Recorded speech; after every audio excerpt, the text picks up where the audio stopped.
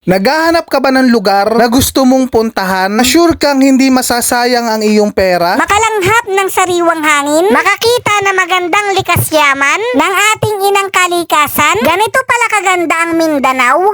Tara!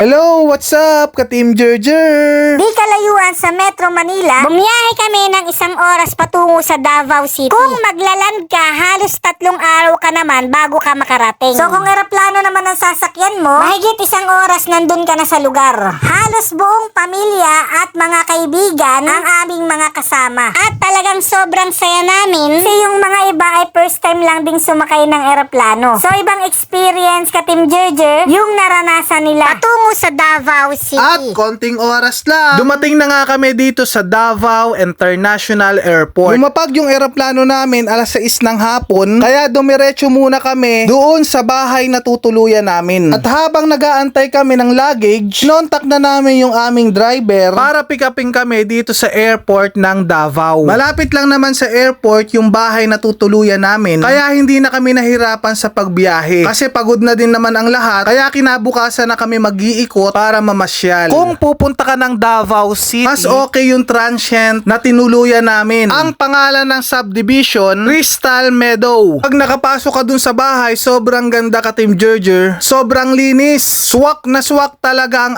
aming pamilya at aming mga kaibigan. Sobrang bait pa ng may-ari. At na-pick up na nga kami ng van patungo dun sa transient na tutuluyan namin. Hindi nga kami binigo ng expectation namin dun sa bahay na tutuluyan. Pagpasok pa lang namin ng bahay, agad kang mapapawaw sa ganda ng loob. 5 days kami mag-stay dito at halos 20,000 plus yung binayaran namin para mag-stay dito sa bahay. Ang maganda lang dito sa mga transient, magagawa mo yung mga gusto mo. Bukod sa meron kang privacy, maluluto mo yung mga gusto mong pagkain. May sariling van na din yung may-ari, kaya hindi na kami mahihirapan sa pag-iikot at pamamasyal. Kasama na din sa package yung pag-tour namin sa Bukidnon. O diba, sulit na sulit, ka-Team Gerger. So paano ba yan, ka-Team Gerger? Babawi na lang ako sa next video ko. Kailangan muna namin na mahaba-habang pahinga. So itur lang muna kita ng konti para meron kang idea once na gusto mo mag-rent ng bahay. Pagpasok mo pa lang ng subdivision dito sa Crystal Meadow, marami nang available na pwede kang rentahan. Malaki yung kinuha namin. Second floor siya, ay 4 na kwarto na may tigigisang CR. Sa ground floor naman, pang family at pang barkada yung nandun. Kaya yung mga bata at kaibigan, so doon sila pumesto para hindi na rin sila mahirapan sa pag-akyat ng hagdan. Kaya maraming salamat sa walang sawa mong pakikinig at panonood ng channel ng ka-Team Gerger. Wag na wag mong kalilimutan. Please like and follow ka-Team Gerger para makasunod ka sa mga ibang videos na i-upload ko. Hanggang sa muli! Bye-bye!